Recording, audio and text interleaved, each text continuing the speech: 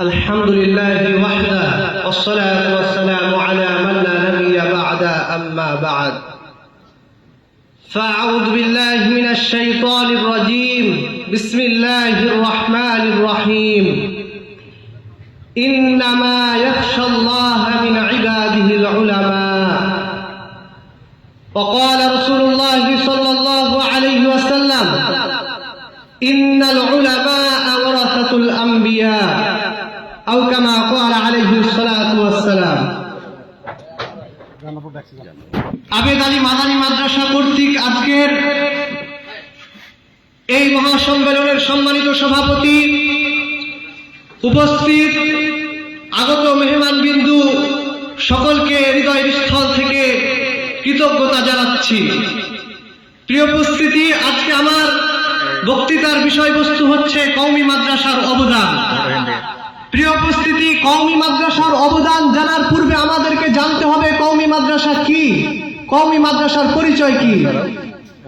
কারণ আমরা কওমি মাদ্রাসা সম্পর্কে অনেকে অবগত নই, আর যারা আমরা কওমি মাদ্রাসা সম্পর্কে হালকা একটু একটু জানি তারাও আমরা হয়তো বিভিন্ন বিভ্রান্তির মধ্যে পড়ে থাকি। প্রিয় উপস্থিতি, কওমি মাদ্রাসা, কওমুন একটা আরবি শব্দ যার বাংলা অর্থ হচ্ছে জাতি।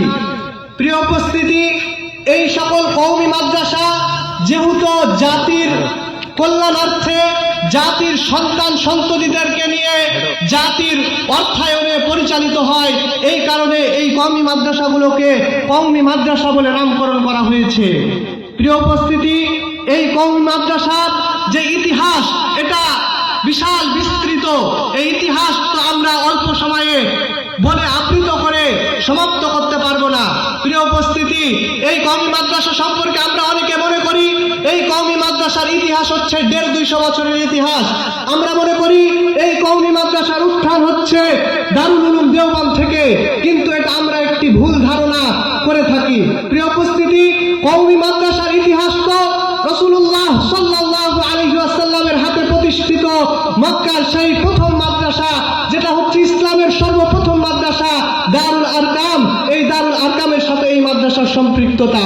প্রিয় উপস্থিতি, রাসূলুল্লাহ সাল্লাল্লাহু আলাইহি ওয়াসাল্লাম যেই মাদ্রাসায় সাহাবায়ে কেরামকে আল্লাহ প্রদত্ত ইলমে ওহী, এই ইলমে ওহী শিক্ষা দিয়েছিলেন, এবং সাহাবায়ে কেরাম এই ইলমে ওহী পরস্পর তাবেঈন, তাবেঈন, আইম্মায়ে মুজতাহিদিনের মাধ্যমে, এই ইলমের মাধ্যমে পুরো বিশ্বব্যাপী ইসলামের আলোকে ছড়িয়ে দিয়েছিলেন। সেই মাদ্রাসায় হচ্ছে এই কওমি মাদ্রাসার প্রধান মূল, এই কওমি মাদ্রাসার প্রধান কেন্দ্র। প্রিয় উপস্থিতি, তাহলে আমরা সহজে বুঝতে পারছি যে কওমি মাদ্রাসার ইতিহাস 150-200 বছরের ইতিহাস নয়, বরং এই কওমি মাদ্রাসা হচ্ছে ইসলামের সম্পূর্ণ রাসূলুল্লাহ সাল্লাল্লাহু আলাইহি ওয়াসাল্লামের সাথে, যুগের সাথে সম্পৃক্ত।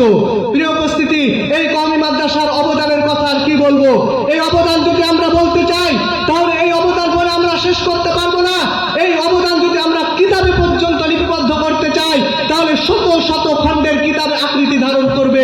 প্রিয় উপস্থিতি, এই কওমি মাদ্রাসার মাধ্যমে রাসূলুল্লাহ সাল্লাল্লাহু আলাইহি ওয়াসাল্লাম সেই জাহিলিয়াতের যুগে যখন মানুষের অন্তর ছিল পশুত্বের মতো, মানুষ নিজেদের ভিতর মানবিকতা বুঝত না, পশুত্ব লালন করত, সেই জাহিলিয়াতের যুগে রাসূলুল্লাহ সাল্লাল্লাহু আলাইহি ওয়াসাল্লাম এই মাদ্রাসার মাধ্যমে সেই পশুর মতো মানুষগুলোকে পরিণত করেছিলেন সোনালী মানুষ হিসাবে। প্রিয় উপস্থিতি, রাসূলুল্লাহ সাল্লাল্লাহু আলাইহি ওয়াসাল্লাম এই মাদ্রাসার মাধ্যমে উপহার দিয়েছিলেন আমাদেরকে এক সোনালী সমাজ, যেই সমাজে ছিল না চুরি দুর্নীতি, যেই সমাজে ছিল না কোনো খুন খারাপি, যেই সমাজটা ছিল একটি সোনালী সমাজ। প্রিয় উপস্থিতি, সেই কওমি মাদ্রাসা, যেই কওমি মাদ্রাসা আজ আমরা দেখছি, তা প্রতি যুগে যুগে মানুষদের, মুমিনদের, মুসলমানদের ঈমান আকীদা রক্ষাতে সবচেয়ে বেশি ভূমিকা পালন করেছে। রাসূলুল্লাহ সাল্লাল্লাহু আলাইহি ওয়াসাল্লাম পর্যন্ত মানুষ কিভাবে আমল করবে, মুসলমান কিভাবে আমল করবে, এ কারণে আল্লাহ সুবহানাহু ওয়া তাআলা কওমি মাদ্রাসার মাধ্যমে যুগে যুগে ইমাম আবু হানিফা রাহিমাহুল্লাহ, ইমাম আহমদ ইবনে হাম্বল রাহিমাহুল্লাহ, ইমাম মালিক রাহিমাহুল্লাহ, ইমাম শাফিঈ রাহিমাহুল্লাহর মতো যুগশ্রেষ্ঠ ফকিহ তৈরি করেছিলেন, যারা মুসলমানদেরকে দেখিয়ে দিয়ে গেছে কিভাবে মুসলমানরা রাসূলুল্লাহ সাল্লাল্লাহু আলাইহি ওয়াসাল্লাম পর্যন্ত আমল করতে পারবে। প্রিয় উপস্থিতি, সেই দারুল আরকামের এক টুকরো আলোয় যখন এই ভারত উপমহাদেশের মাটিতে এসে পড়ে, তখন এই মাটি সোনার মাটিতে পরিণত হয়ে যায়, এই মাটিতে প্রতিষ্ঠিত হয় শত শত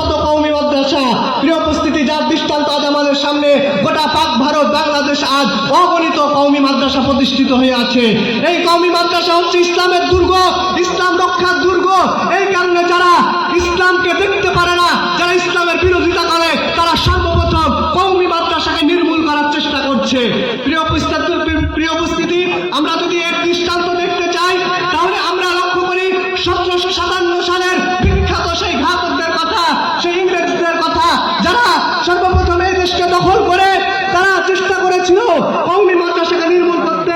কারণ তারা জানতো যে কওমি মাদ্রাসা থাকলে মানুষের ভিতরে ইমানি চেতনা থাকবে, আর আমরা আমাদের রাজত্বকে এই দেশে প্রতিষ্ঠিত করতে পারবো না। কাজেই তারা কওমি মাদ্রাসাকে সর্বপ্রথম নির্মূল করেছিল। প্রিয় উপস্থিতি, কওমি মাদ্রাসা হচ্ছে আদর্শ মানুষ তৈরির কারখানা। কওমি মাদ্রাসা হচ্ছে আদর্শ নাগরিক তৈরির কারখানা। এখানে মানুষকে কওমি মাদ্রাসা আদর্শ মানুষ তৈরি করে, কওমি মাদ্রাসা আদর্শ সুনাগরিক তৈরি করে। প্রিয় উপস্থিতি, কাজে আমরা এই অগণিত অবদানকে বলে শেষ করতে পারবো না। এই অগণিত অবদানের পিছনে যেহেতু আমরা কাজ করে থাকি, সুতরাং আমাদের কওমি মাদ্রাসাগুলোকে নিয়ে ভাবতে হবে কিভাবে কওমি মাদ্রাসাগুলো আমাদের দেশের যে সমস্ত কওমি মাদ্রাসা রয়েছে, এই কওমি মাদ্রাসাগুলো বড় লাঞ্ছিত, বড় অপদস্থ আজ এই সমাজে। প্রিয় উপস্থিত, এখানে আমাদের সরকারি দলের বিভিন্ন নেতাকর্মী উপস্থিত আছে। আমি সবিনয় তাদেরকে অনুরোধ জানাচ্ছি, আজ আমাদের দেশের যে সমস্ত কওমি মাদ্রাসা রয়েছে, এই সমস্ত কওমি মাদ্রাসা নিয়ে তারা যেন ফিকির করে, তারা যেন এই কওমি মাদ্রাসাগুলোকে দিন দিন কিভাবে উন্নতির স্তরে পৌঁছতে পারে এই বিষয়ে তারা গভীর থেকে গভীর ফিকির করে। তবে আমাদেরকে লক্ষ্য রাখতে হবে, এই মাদ্রাসার একটি ঐতিহ্য রয়েছে, এই ঐতিহ্যকে নির্মূল করে না, বরং এই ঐতিহ্যকে ঐতিহ্যর জায়গায় রেখে আমাদের কাজ করতে হবে। আল্লাহ সুবহানাহু ওয়া তাআলা আমাদেরকে তৌফিক দান করুন। ওয়া আখিরু দাওয়ানা আলহামদুলিল্লাহি রাব্বিল আলামিন। আসসালামু আলাইকুম ওয়া রাহমাতুল্লাহি ওয়া বারাকাতুহু।